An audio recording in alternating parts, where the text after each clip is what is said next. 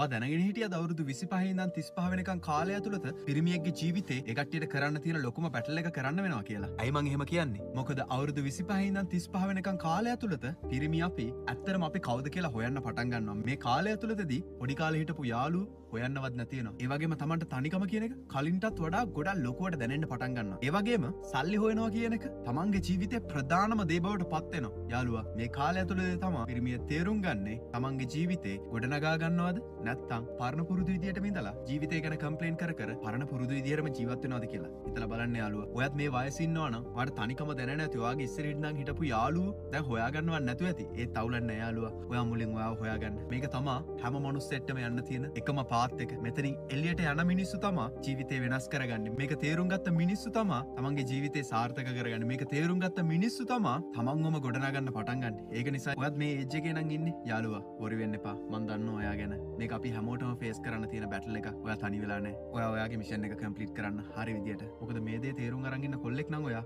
අනිවාර්යයෙන්ම ඔයාගේ ජීවිතය වට වෙනස් කරගන්න පුළුවන්. එහෙනම් යාළුවා කිව්ව දේවල් තේරුම් ගන්න. Try to be a don't spam you. Ciao. Good luck යාළුවා.